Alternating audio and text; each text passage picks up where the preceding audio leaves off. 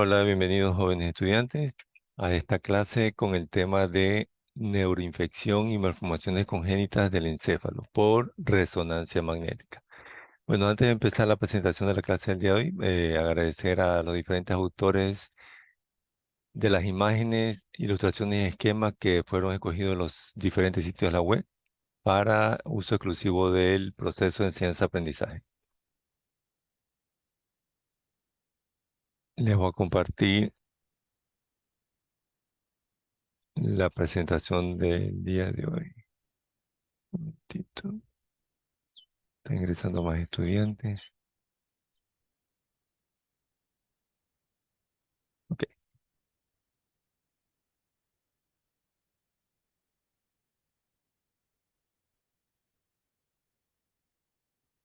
voy a poner acá la sala de espera para ingresar a demás estudiantes. Bueno, entonces, tanto la neuroinfección como las malformaciones congénitas del encéfalo, a diferencia que lo que hemos visto nosotros en clases anteriores en tomografía, es la señal de intensidad, es decir, es la coloración o de pronto el uso de secuencias, tanto T1, T2 o FLAIR, en relación a la tomografía. Pero los diferentes signos que nosotros vimos en la tomografía en esa patología, entonces va a ser lo mismo. Solo cambia es el tipo de examen, que en este caso vamos a trabajar con resonancia magnética. Entonces veamos la neuroinfección. Estamos ante una IRM de cerebro, imagen potenciada T1. Recuerden que es lo primero que ustedes tienen que mencionar cuando hagamos el informe por IRM, es decir, el tipo de examen. Tipo de examen que es una IRM de cerebro y la imagen potenciada que es la que tenemos al frente, en este caso T1. Entonces, aquí nosotros observamos múltiples imágenes redondeadas, como este T1, hipointensas, con una imagen puntiforme en su interior adherida a la pared. Y mencionamos nosotros que aquí tenemos el signo del foco. Recuerden que el signo del foco lo tenemos en la patología de la cisticercosis cerebral. Y si estamos ante T1 y es hipointensa, con el signo del foco, entonces viene a ser y a corresponder a la fase quística del cisticerco. Es decir, en esta fase la larva está viva. Si observamos que el contenido es hipointenso aquí en T1, entonces en T2 lo vamos a ver hiperintenso. ¿Por qué? Porque es un contenido líquido. Vean ustedes aquí. T1 y tenemos T2. Recuerden que como es una neuroinfección, vamos a agregarle nosotros medio de contraste. Entonces se le va a inyectar por vía intravenosa en la flexura del codo, por lo general, medio de contraste, y nosotros vamos a observar que las paredes van a realzar con el medio de contraste. Entonces va a haber un realce con el medio de contraste. Y también nosotros vamos a tener hacia la parte periférica, bueno, de cualquier lesión, en este caso a nivel del parénquima del cisticerco, esta hipointensidad de señal que corresponde al edema perilesional. Recuerden que el edema perilesional en T1 es hipointenso y en T2 es hiperintenso. Vemos nosotros el realce, esto blanco, esto hiperintenso alrededor. También vamos a ver otras hiperintensidades acá, que es lo mismo, que es el realce de la pared. Lo que sucede es que no se va a ver el centro quístico y la parte periférica de la pared hiperintensa con el realce de medio contraste, porque aquí, justo a este nivel de corte, correspondería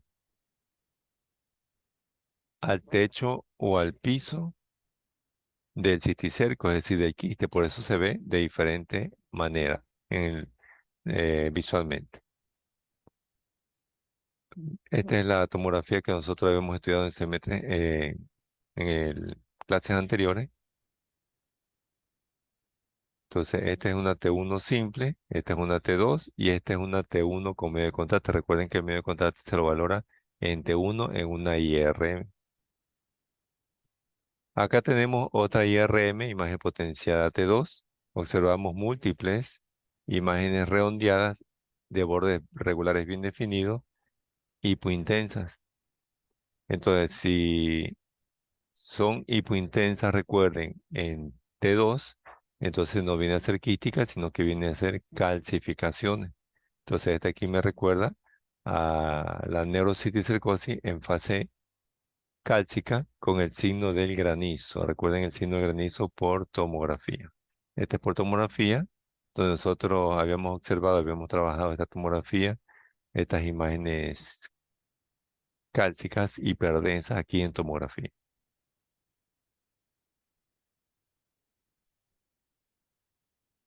El signo de granizo, fase cálcica, cisticercosis, y no confundirlo con la lesión axonal difusa, donde nosotros también observamos imágenes hipointensas, pero aquí las imágenes hipointensas son de bordes irregulares y mal definidos. En cambio, las calcificaciones tienen bordes regulares bien definidos. Tenemos otra neuroinfección. Aquí nosotros observamos esta imagen de forma ovoide, hipointensa, cuyas paredes gruesas realzan con el medio de contraste. Entonces, este aquí correspondería a una imagen potenciada T1 con medio de contraste.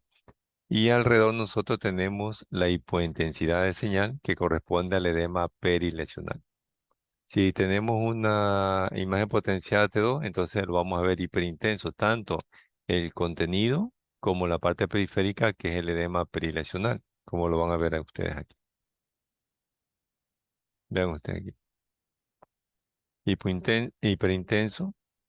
Y tenemos aquí la hiperintensidad de señal que corresponde al edema perilesional y la pared es hipointensa. Veamos, el acceso por tomografía lo recuerdan y continuamos.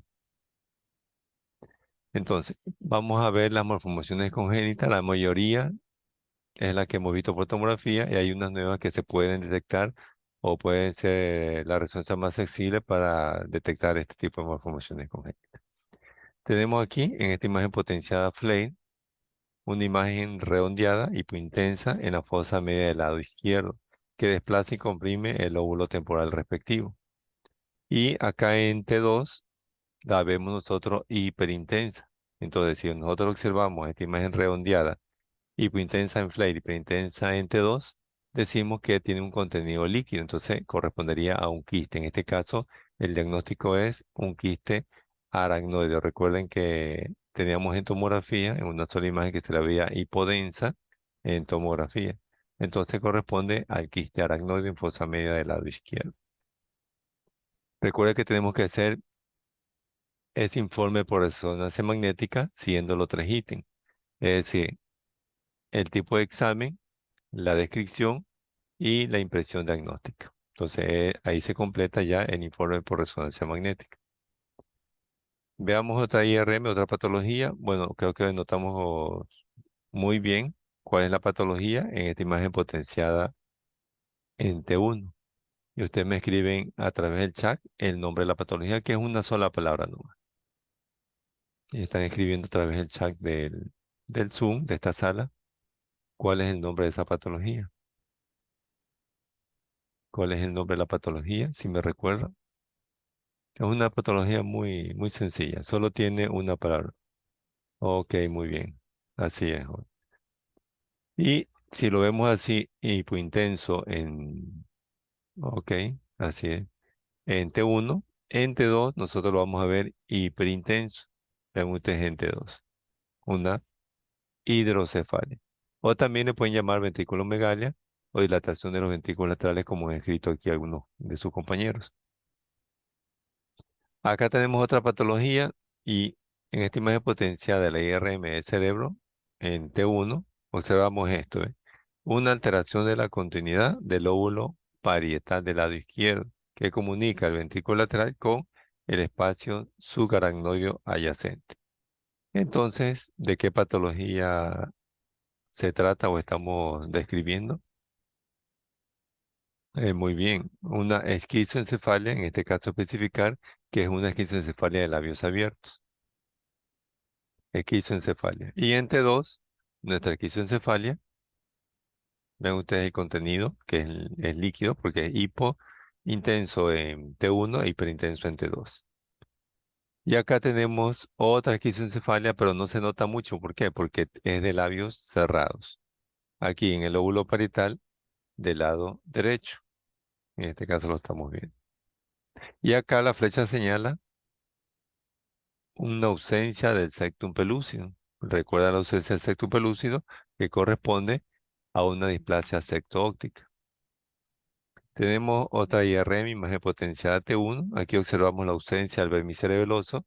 Esta ausencia del vermis hace que comunique el cuarto ventrículo, lo que estoy señalando en este momento, con la cisterna de la fosa posterior. Recuerden que la cisterna de la fosa posterior corresponde a la cisterna magna. Si lo vemos así, pues intenso en T1, en T2 lo vamos a ver hiperintenso. Entonces corresponde al llamado complejo de Dandy-Walker. Vamos a otra patología. Aquí nosotros observamos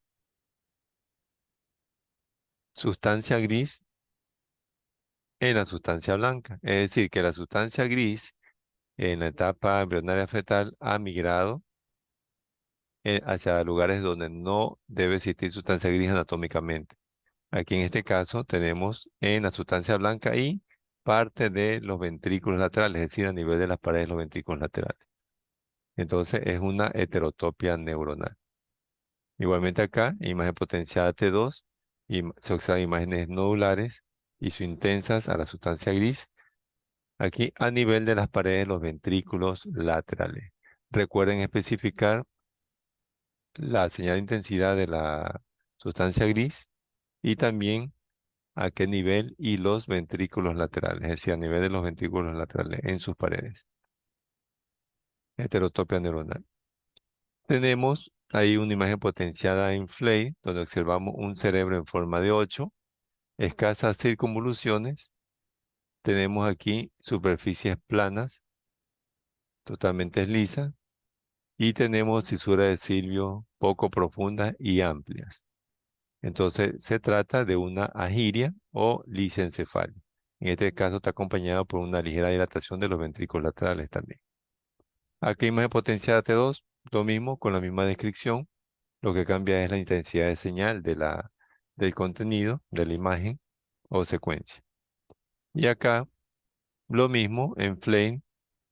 Aquí agregamos una dilatación de los cuernos occipitales, los ventrículos laterales. Entonces se trata también y está acompañada esta giria o lisencefalia de una colpocefalia.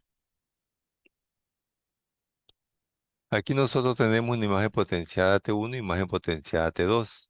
Bueno, se nota mejor en la imagen potenciada T2. ¿Qué es lo que vamos a notar mejor? Vamos a notar mejor este ensanchamiento de los espacios subaracnoideos corticales y aquí a nivel de la cisura de cirio derecha e izquierda. En relación a la imagen normal en T2, observen la imagen normal en T2, donde los espacios subaracnoideos son muy finos, son hiperintensos, son blancos, y acá se ensancha, más que todo a nivel de la cisura de cirio. Entonces, cuando nosotros encontramos un ensanchamiento de los espacios subaracnoideos corticales con acentuación de los surcos y las cisuras cerebrales, se trataría más que todo de signos por IRM de atrofia cerebral. ¿Qué tipo de atrofia cerebral de las dos? La cortical. ¿Por qué la cortical? Porque no vemos nosotros dilatación de los ventrículos laterales.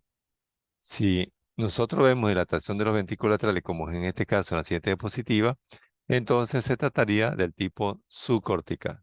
Es decir, signos por IRM de atrofia cerebral córtico subcortical.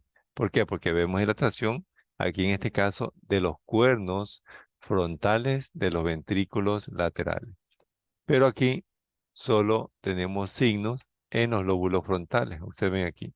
Los lóbulos frontales están disminuidos de volumen. Bueno, mejor se aprecia en T2 que en T1. Y aquí hay ensanchamiento en los espacios subaracnoides corticales a nivel de la región frontal. ¿Con acentuación de qué? De los surcos frontales. ¿Qué patología vemos aquí? Bueno, lo primero que me llama la atención en Flare y en T2 es la dilatación de los ventrículos laterales. Pero notamos aquí la ausencia del septum pelúcido, es decir, aquella estructura anatómica lineal fina que va a separar, dividir o delimitar los dos ventrículos, los ventrículos laterales. Vean, la ausencia. Entonces decimos que se trata de una displasia secto-óptica. Esto aquí ya lo hemos visto y hemos trabajado en tomografía, pero aquí hay que mencionar más que todo la imagen potenciada y la intensidad de señal de cada una de ellas. Acá tenemos una IRM de cerebro, imagen potenciada en T2. Notamos aquí la dilatación de los cuernos occipitales en los ventrículos laterales, entonces se trata de una colpocefalia, tanto aquí más que todo en T2. Tenemos otra patología y aquí en esta IRM, imagen potenciada T2 en un plano coronal, nosotros observamos que contenido hiperintenso en cavidad craneal. ¿Qué no es lo que observamos? No observamos parénquima cerebral. Entonces, si observamos un contenido líquido en cavidad craneal sin parénquima cerebral, entonces decimos que se trata de una hidranencefalia. Observen que esto es líquido, no hay parénquima, lo único de parénquima a nivel supratentorial correspondería a los tálamos, pero a nivel infratentorial, entonces sí vamos a encontrar nosotros las estructuras infratentoriales, que correspondería en este caso a los hemisferios cerebelosos y acá al puente, al bulbo, etc. Nos vamos a la malformación vascular. Recuerden que nosotros vamos a encontrar una imagen en forma de ovillo que puede tener un componente tanto arterial y venoso, o de pronto solo arterial, o de pronto solo venoso. Esa es la malformación vascular. Bueno, aquí tenemos un esquema macroscópico. En la macroscopía vemos estructuras vasculares de diferentes diámetros, tanto en la parte central como en la parte periférica. Eso es lo que le hace la forma de ovillo de la malformación vascular. El diagnóstico lo podemos dar tanto en imagen potenciada T1, donde vemos imágenes en forma de ovillo, hipointensas, o en T2, que también son hipointensas. O también le llaman el vacío de flujo, porque correspondería a estructuras vasculares, una señal de vacío de flujo, que son hipointensas tanto en T1 como en T2. O de pronto podemos notar aquí una señal de intensidad totalmente diferente, justo aquí lo estoy enseñando en este momento, dentro de la malformación vascular, tanto en T1 como en T2, es decir, ISO ligeramente hipointenso e hiperintenso acá en T2. Puede tratarse de un flujo lento dentro del vaso o de pronto a veces hay trombos intravasculares, pero corresponde a una malformación vascular. Si nosotros le hacemos una ARM, nosotros vamos a encontrar el ovillo vascular aquí. Lo vamos a comparar con el lado contrario. ¿Y dónde está localizado? En el óvulo parietal del lado derecho, como ustedes ven aquí. Pero la malformación vascular por resonancia magnética se detecta mejor en los otros cambios o otros aspectos visuales que suelen haber. En este caso no tiene forma de ovillo. Si nosotros tenemos aquí una imagen potenciada T1 en corte o plano axial, no vamos a notar algo en especial. Nosotros vemos aquí en T2 como que comenzamos a ver una imagen hipointensa, vean ustedes, muy pequeña, en forma, le puedo poner cilíndrica, pero no me da mayor información. Pero si nosotros le hacemos una imagen potenciada T1 en plano sagital, nosotros sí podemos ver esta imagen de aquí, con vacío de flujo de señal, hipointensa, que tiene forma de raíz. En este momento, esta imagen que está señalando las flechas tiene forma de raíz. Está localizada en el lóbulo frontoparietal. En este caso, si vemos el plano axial, decimos que es del lado izquierdo. Aquí en el plano sagital, si tenemos una sola imagen, yo no puedo decir si es derecho o si es izquierdo. Entonces, vean ustedes la malformación vascular que hemos descrito. Otra malformación vascular, tenemos una IRM, imagen potenciada T1, simple, como dice ahí el pie de foto. No observamos nada que nos llame la atención. En T2, tampoco a ese nivel de corte en plano axial. Pero si nosotros le hacemos una IRM con medio de contraste, y recuerden que el medio de contraste lo vamos nosotros a valorar en T1, observamos que el medio de contraste va a realzar una imagen en forma de raíz, ya no en forma de anillo, sino que en forma de raíz. Entonces decimos que se trata de una malformación vascular. ¿En dónde? En el lóbulo frontal del lado derecho. Vean ustedes, porque está saliendo justo adyacente al cuerno frontal del ventrículo lateral de ese lado, es decir, de ese lado derecho. Nos vamos a la llamada malformación de Chiari. Hemos visto esta malformación de Chiari en embriología. Recuerden los tipos de Chiari que existían, tipo 1, Chiari tipo 2, Chiari tipo 3 o hasta un Chiari tipo 4 en embriología. ¿En qué consiste la malformación de Chiari? Normalmente, la superficie inferior del cerebelo, donde tenemos nosotros la amígdala cerebelosa, en este caso aquí estoy señalando la resonancia magnética. Esta es la amígdala cerebrosa, la parte inferior, o que está localizada en la parte inferior del cerebelo, no debe rebasar el agujero magno, es decir, el agujero occipital, normalmente. Pero nosotros vemos aquí en el esquema el hueso occipital de color amarillo. Aquí tenemos el agujero occipital.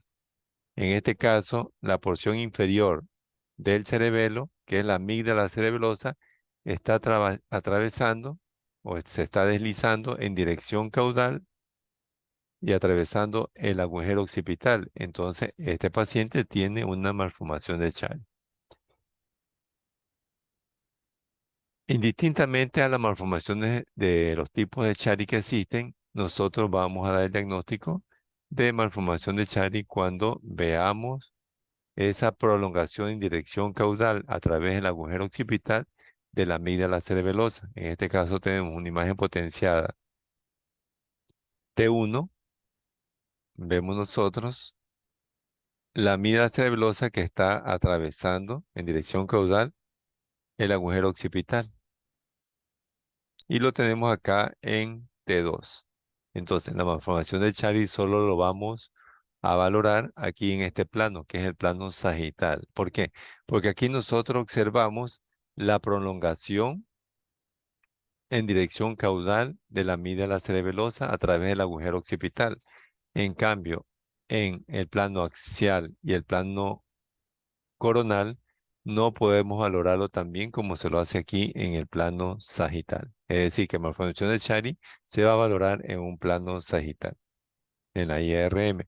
Mientras que si retrocedemos, el complejo de Andy Walker, nosotros lo vamos a valorar en el plano axial. Este aquí, en el plano axial. ¿Por qué?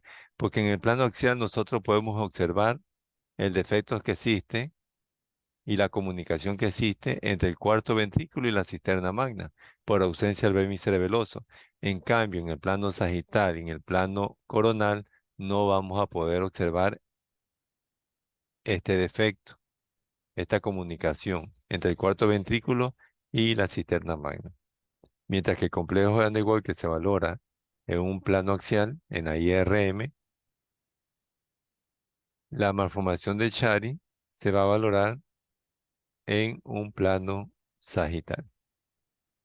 Continuamos y el encefalocele, que es un defecto o alteración de la continuidad a nivel del cráneo y por ahí se sale el contenido encefálico, entonces eso es un encefalocele. Acá tenemos, recuerden, por tomografía habíamos visto el encefalocele aquí a nivel occipital. Aquí hay un defecto, una alteración de la continuidad. Utilizamos la misma descripción que hemos utilizado nosotros en tomografía, recuerden. Solo cambiamos es la señal de intensidad, es decir, la terminología y la secuencia que estamos observando. Esta imagen potenciada T2 y observen aquí un encefalocele posterior. Se sale aquí el contenido de la fosa posterior, que es el cerebelo. Esto hizo ligeramente hipointenso y esto hiperintenso es la cisterna magna, es decir, que es el SR. En T2, este también es un T2 en plano sagital, lo mismo, encefalocele occipital o posterior. Y acá tenemos un encefalocele anterior o frontal, o también le llaman frontonasal. Vean ustedes cómo se sale el contenido encefálico, en este caso lóbulo frontal y espacio subaracnoideo hacia la región frontal. En esta imagen potenciada, play. Bueno, esta es la macroscopía cuando ustedes llegan al internado, cómo se va a ver la masa, en este caso un encefalocele posterior. Y acá tenemos los diferentes cefaloceles que existen, frontal, nasal o etmoidal, o acá uno parietal posterior, y acá uno occipital o cervical, a veces se les sabe llamar. Y tenemos otra patología en donde nosotros observamos una separación o una distancia equivalente a la separación entre los cuernos frontales y los cuernos occipitales. Y también observamos un ensanchamiento del espacio subaracnoideo en la línea media. Entonces aquí nosotros observamos el signo del carro de carrera. ¿Recuerdan el signo del carro de carrera? Entonces es una agenesia del cuerpo calloso. Acá en el plano sagital podemos observar la ausencia del cuerpo calloso, porque recuerden que en el plano sagital hacia la línea media tiene que estar el cuerpo calloso, con sus diferentes partes, es decir, la rodilla, el cuerpo y el rodete, o rodete llamado también esplenio, pero aquí no se lo ve. Se ve una distribución anómala, e irregular de las circunvoluciones aquí en la cara medial de un hemisferio. Vamos a ver ausencia del cuerpo calloso. Bueno, aquí en el axial también nosotros observamos una dilatación de un cuerno, en este caso el cuerno occipital del ventrículo lateral. Bueno, este es lo normal en el plano sagital. Observen aquí, en esta imagen potenciada T1, el cuerpo calloso, que no lo vemos nosotros en esta imagen de acá, en la más grande, que es la patológica. Bueno, entonces, les he compartido la clase de IRM, de neuroinfección y malformaciones congénitas. Recuerden que estas clases o estos temas, estas patologías ya las hemos visto nosotros y hemos trabajado en tomografía. Lo que hay que hacer es recordar los signos que existen en cada patología, la descripción de las mismas y cambiar un poco es el término. Es decir, en vez de decir densidad que nosotros mencionamos en tomografía, decimos señal de intensidad o hiperintenso o isointenso o hipointenso.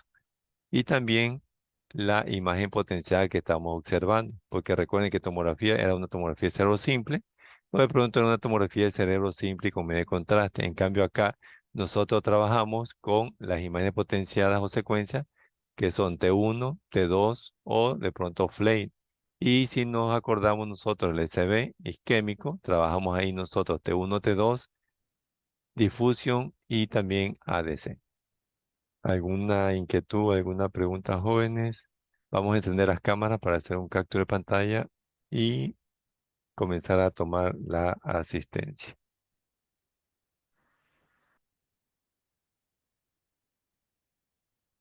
Muy bien. Vamos a encender las cámaras para tomar un captura de pantalla y empezar a tomar la asistencia. Encendemos las cámaras, jóvenes. ¿Ok?